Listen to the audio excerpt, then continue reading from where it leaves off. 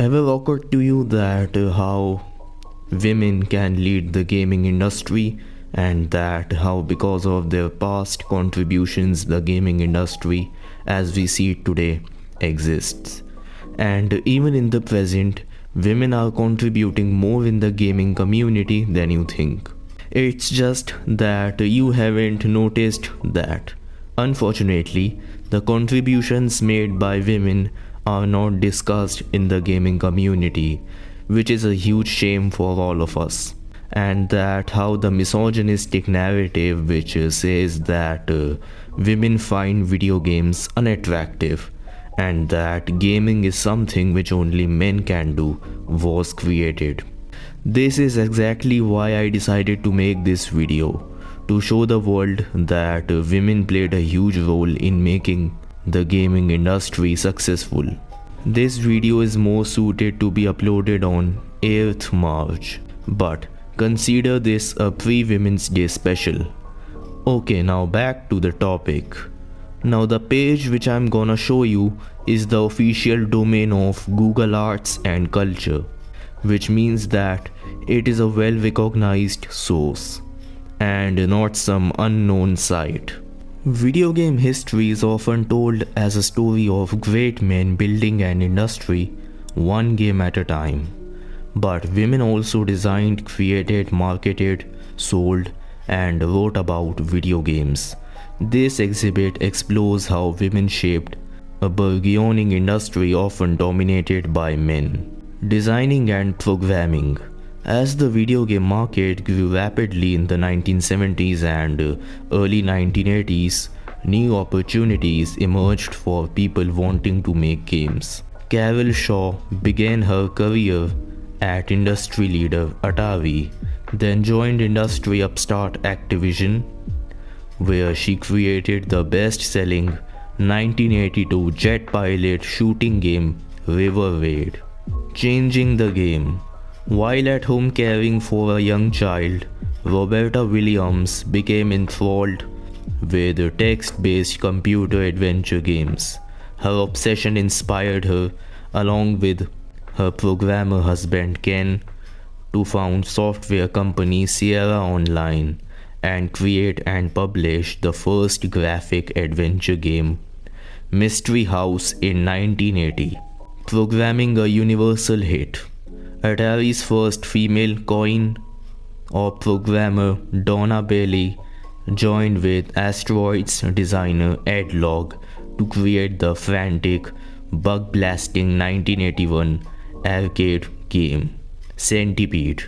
The game's alluring, pastel-colored graphics and trackball-controlled gameplay appealed to both male and female players. Exploring culture through games.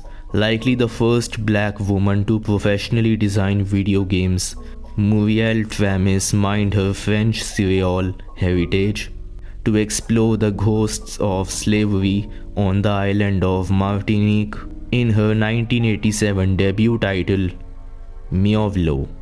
It earned her a silver medal from the Parisian Department of Culture. Art and graphics. In the 1980s, women artists created some of the vivid visuals that brought games to life.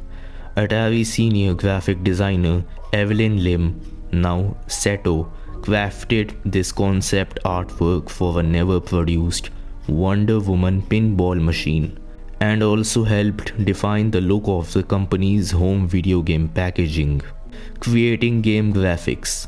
While at Dave Nutting Associates, Janice Hendricks programmed and developed video game graphics for Ballet's video games. In 1982, she designed the computer animation for Williams's Joust, an arcade game whose surreal imagery of ostrich and stock riding knights made it a fan favorite. Crafting characters. Reiko Kodama was among the first woman video game artists after designing characters for Sega arcade games. She created the art and characters for the iconic 1987 role-playing game Phantasy Star, a science fiction inspired game starring a strong revenge-seeking woman protagonist Alice. Manufacturing and market research. In the 1980s, many women worked in corporate back offices researching player preferences. Others labored on factory floors assembling, testing, and packaging games. The women pictured here manufactured games on Williams Electronics' coin-operated pinball and video game production lines. Researching play. Hired by Atari in 1977, Colette Weil refined the innovative market research techniques first developed by her predecessor Carol Cantor. Weil's 1980 Masters of Business Administration thesis was the first study to analyze the motivations of male and female arcade game players. Listening to players. Mari Takatsuno, now Fujihara, began work at Atari as a marketing assistant alongside Linda Butcher, now Adam. Under Colette Weil's supervision, the two helped create the industry's first game user research program, which carried out countless focus groups and surveys to better understand players. Marketing and sales. Many women held significant marketing and sales positions in the growing game industry. Leela Zinter worked as coin-operated game manufacturer Meadows before joining competitor XZD as a marketing director in 1977. Soon she was leading XZD's international sales division. Selling fun. Hope Neiman led Vectrex, home game console manufacturer, General Consumer Electronics' marketing efforts in the early 1980s. In this photograph, Neiman prepares race car driver Jackie Stewart for a television commercial promoting a home version of the adrenaline-fueled racing game Pole Position. Editing and writing about games. Women writers and publishers helped create the gaming press. In 1980, Margo Comstock and Al Tomovic started Soft Talk, a magazine for Apple II computer users that reported industry news, featured a top 30 chart of best-selling software, and provided a model for future industry periodicals. Publishing play. In 1988, Nintendo tapped advertising manager Gail Tilden to create and edit a new customer magazine, Nintendo Power, which not only promoted the company's video games but also provided the tips and maps that taught a generation of gamers how to master Super Mario Bros. And other favorites. From the assembly line to the marketing department, women have shaped the game industry through hard work, creative coding, artistic imagination, and business savvy. The Strong's Women in Games initiative collects, preserves, and interprets this vital but underappreciated part of video game history. Now, you have seen the contributions of women in the gaming industry. But even after all these contributions, it's women who face the most sexism and harassment in the gaming community, which is really shameful, I gotta say.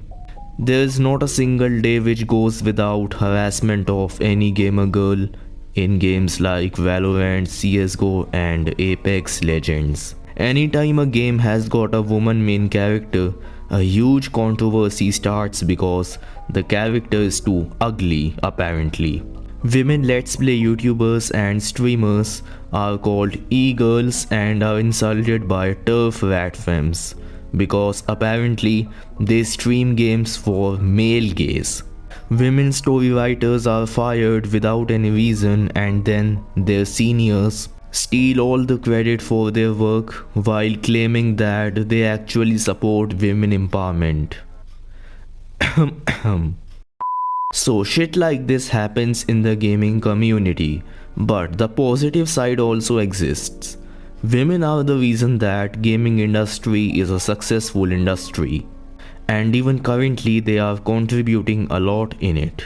Here's the graph of internet users worldwide who play video games as of second quarter of 2024. We examined the total online population surveyed for 2023's Global Gamer Study to discover the state of women in gaming today. Out of the total online population, 72% of women play video games. That figure is 81% for men. Out of the total cohort that says they play video games, 45% are women and 55% are men. Half of women players are also payers. Among players, 36% of women consider themselves a gamer, while 31% of women say that other people call them a gamer. Women and men who play games consider diversity in games important, with 65% of men and 62% of women affirming this point. Here's the graph. The women gamer market has significant growth potential in Asia, already 37% of total gamers and currently growing at a rate of 11% per year, nearly double that of new male gamers. Women gamers make up approximately 23.5% of total revenue for the games market in Asia, but has the potential to do more than double in size over the next few years, as the women gamer market continues to inch closer to parity with that of male gamers. Although the majority of women gamers are casual gamers, there is a growing number of women Gen Z gamers playing competitive games and esports genre. Esports can be a key driver of monetization and growth among women gamers. Women who engage in esports either through live streaming, competing, or playing esports games are far likely to spend money and time playing and consuming gaming content. Distribution of video game users in the United Kingdom as of June 2024 by gender. Approximately 45% of gamers in North America are women, indicating a significant portion of the gaming population identifies as women. So you have seen that how the numbers of women who play video games have skyrocketed recently, and they will only grow more in the upcoming years. The growth of women YouTubers who make Let's Play content has also been on rise. A lot of them now have more than 100k subs and are near the 1 million club. Just like this, women Twitch streamers are also growing rapidly, which has opened more paths for women who wish to pursue careers in gaming, content creation, and streaming, which is a huge factor which helped gaming in gathering a recognition globally. And it is the best thing for all of us if this continues in the upcoming years too. And fortunately nowadays we are getting a lot of women leads in a lot of modern games, from big titles and franchises. Ciri in The Witcher 4, Atsu in Ghost of Yotei, Lucia in GTA 6, which is literally the most awaited game of all time, and the games which are released nowadays and which have a woman main character generate a lot of profit and sell really well, which means that even after the barking of incel degenerates, which is a proof that adding woman leads in video games benefits the gaming industry, which means that if you are a misogynistic scum but you have the audacity to call yourself a gamer, then just fuck off, because you are against someone who is actually benefiting the gaming industry. Remember that. Alright, this is it for this video and I will see you all in the next video. Take care and bye bye.